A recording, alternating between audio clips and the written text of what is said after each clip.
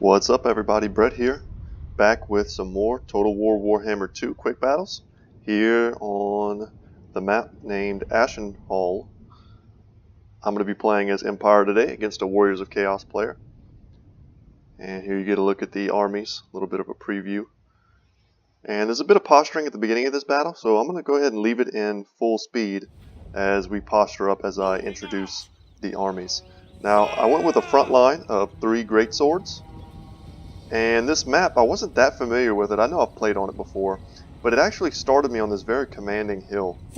Now, the idea behind my army is centered around the value that I'm hoping to get with the Hellblaster volley gun. So those of you who aren't familiar, it has much shorter range than, let's say, a cannon, but its missile damage and its armor piercing values are super high. I was fully expecting my opponent to bring Kholek.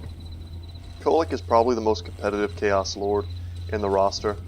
He's a giant Dragon Ogre Shaggoth, 100 armor. He's been buffed recently to increase his armor, and he's just the most likely candidate you're going to see whenever you play against a Chaos player. Now here you'll see I took a fireball to the face on my great swords from the opponent's Sorcerer of Fire, who is kind of hiding in the trees here. Now, take the ground. Though this map gave me a very commanding position on this hill, my opponent's army was very obscured. He kept some of his units, Chaos Knight Lances, these Chaos Warhounds with poison, he kept them obscured in the trees. He has 2 units of Marauder Horsemasters who he had positioned, very far on the flanks, maybe expecting me to take up a more open field position. And a good chunk of his army was hidden behind this large rock. He has a lot of low-tier Chaos Marauders, mixed in with, I think he has a single Chaos Halberd. And his most impressive unit on the field, who I'm going to be looking to shut down, is the Summoners of Rage. They have a bound Vortex spell. It's a chain lightning that can do a lot of damage.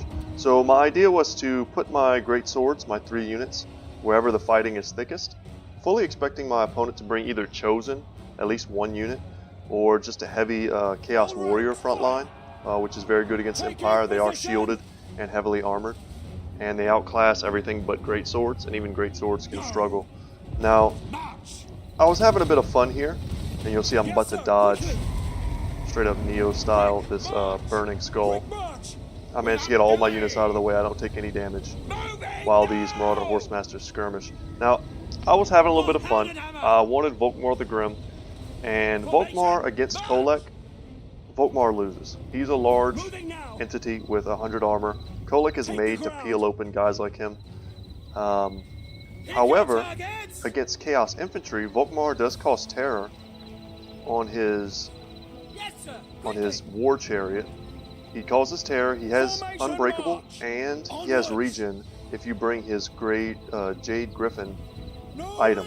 So regen is always powerful. He also has the Grand Hammer of Sigmar. It gives plus 26 melee attack. He has the Grand Shield of Fate, plus 22 magic damage resistance rather, and Grand Soulfire. So we lost one of our Hellblasters to a well-placed fireball from the Chaos Sorcerer. But what we managed to do when he tried to send out a second one is I popped a Grand Soulfire, which also gave plus 90% magic resistance, and the second fireball did almost no damage. The first one killed a model, the second one did nothing. So that was a little bit of a good play there. I might have missed getting on camera. Let's see, for my kind of chaff units, I have a lot of spearmen, basic spearmen, kind of hiding in the trees, waiting to catch up any sort of flanking maneuvers. And for my caster, and you'll see here I'm getting off a Flock of Doom. That's from my Amber Wizard. He's very, very stripped down, very cheap. I'm hoping to catch a bunch of bunched up Marauders and doing a lot of damage to them. And I'll end up overcasting quite a bit. My ranged units, I brought the Sterling's Revenge, armor piercing, very good in melee. They're able to fight off these Chaos Warhounds easily. And the Silver Bullets, excellent armor piercing as well with Stalk. Now you see here I cast Banishment from Volkmar. Super unfortunate turning of the Vortex, and this is why Vortexes can be dangerous. Now it crushed these two marauders, took out one of my spearmen who was going to die anyway, and then moved into my Sterling's Revenge and just nuked them. Even killed a few of my own silver bullets. Very unfortunate turn. You cannot, those of you who aren't familiar, you can't control which way vortexes go. You can kind of just play around their inaccuracy. That allowed Kholek to run up in the center. I put my Demigryph Knights, who I had hidden in the back. They are the Halberd version. Very good anti-large. I think they're almost an auto-include against Chaos.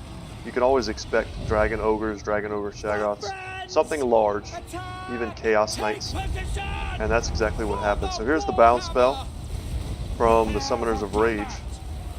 Not going to get too many kills. I was able to move my guys out of the way. Meanwhile, the Hellblaster volley gun has been generating enormous value for me. I had it focused on the Chaos Sorcerer for a while. Took him down pretty low. I since have switched it over to Kholek, which was always its intended target. That Burning Skull didn't do anything. I managed to move my guys out of the way. And all the while, I've been having my Witch Hunter shooting at various targets, mostly Kholek, as well as applying his Accusation, which is a damage over time ability. I like the Witch Hunter. Decent in melee. If you can just keep him alive and firing for an entire battle, you can either put him on a single large target and he'll do good damage that way with his 417 armor-piercing missile damage, very strong. Or you can set him to the flanks of some infantry and his shots do pierce, so he'll kill multiple models with a single shot. And I've just been remembering to cycle my Flock of Doom. It's a very cheap spell. You can get a lot of value. My Demigryph Knights broke off. They took a lot of damage. My ranged units that were hurt managed to come back and kind of help provide overwatch fire into my own back line, keeping these Chaos Knights with lances from shutting down my volley gun. And they were able to hurt it enough to knock my guys off, but then I was able to bring them back. And you'll see there, the Sterling's Revenge gunned down that Chaos Sorcerer, while my Great Swords tore apart these Chaos Halberd units. The Great Swords are made to fight armored units like that.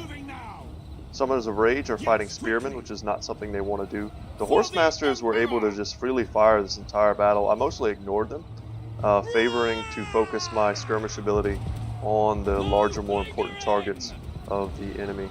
Kholek here routing and coming back, and he's going to get off one juicy attack on my Spearmen before he suffers army losses.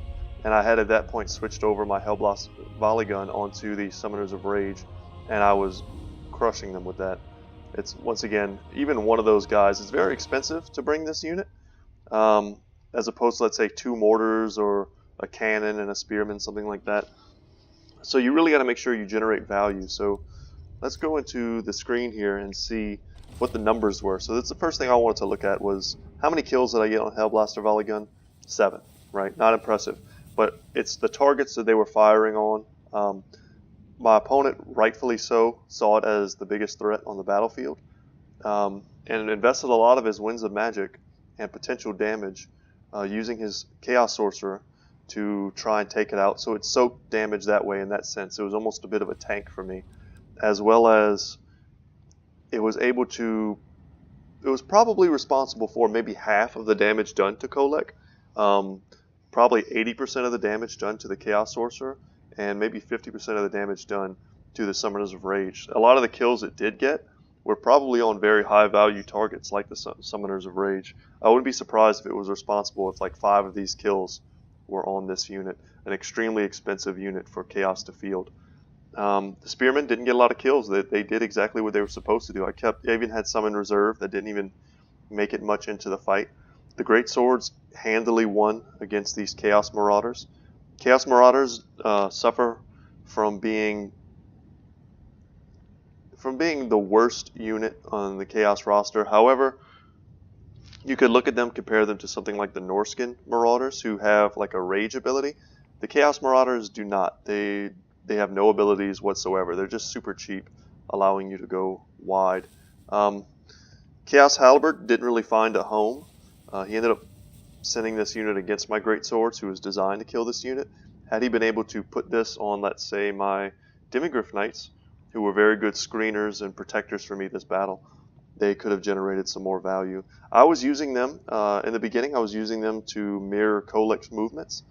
And after that, I was using them to mirror the movements of the Chaos Knights. And they were able to engage. They were ultimately routed with several of their numbers still intact, but they were chased off the battlefield before I could bring them back and rally them. That's kind of the beauty of having very mobile units like the Horse Masters. You can use them for a lot of different things. And you'll see they generated the most value on our opponent's army. The Witch Hunter was sat on large targets, not a lot of kills there, but let's say I had used him to flank the Marauder formations. I would not be surprised if the Witch Hunter ended up with something closer to 100 kills there. And even the Amber Wizard, 31 kills is not bad considering all I was doing was spamming Flock of Doom. A spell that in the beginning of its conception was very overpowered, but has been nerfed almost into the ground. You don't see a ton of people take Flock of Doom anymore. But against Marauders especially, you don't even need to overcast it. Overcasting provides an increased duration and also greater armor piercing value on that spell. But yeah, I didn't really even need to overcast it. I could just use it normally, and it was able to generate a lot of value against these guys. And Volkmar, of course, is just a badass. He's extremely expensive when you bring all of his spells, abilities, and items, and you put him on that war altar. He's by far the most expensive lord on the Empire roster, but he is an infantry killing machine, and if he had to go up against Kholek, with all of his buffs popped and just a little bit of backup, he could stand toe-to-toe. And even if he couldn't, he would just be absorbing damage, cycling out of the fight. You pull him back through your own men, and you send him back in a minute later after he's regened a couple hundred HP. So that's kind of the value there. Getting that banishment and having that turn on my Silver Bullets and my Sterling's Revenge was so rough, but in the end, they were very useful for their DPS on Kholek and the Summoners of Rage, and that's ultimately why I brought them in the first place. So they did get their value there, and if you didn't notice, they rallied in kind of the fourth quarter and came back to gun down these Chaos Knights once they got in the backfield and got on my Hellblaster. So that's the benefit of bringing Regiments of Renown. Their leadership, just by virtue of them being rank 9, is so much higher than, let's say, a standard handgunner unit would rout and potentially never come back, whereas the Silver Bullets will almost always come back to Sterling's Revenge. They're nearly unbreakable under the right circumstances. So that's going to be it for me, guys. I hope you enjoyed this battle. I thought it was pretty cinematic as I was playing it. The Empire on the Hill and gunpowder, faith and steel and all that. So thank you guys for watching. Once again, my name is Brett. Channel is Good Talk Gaming. Like and subscribe, and leave me a comment if you enjoy the battle, and I will reply to that. Alright guys, without further ado, thank you for watching and have a good day.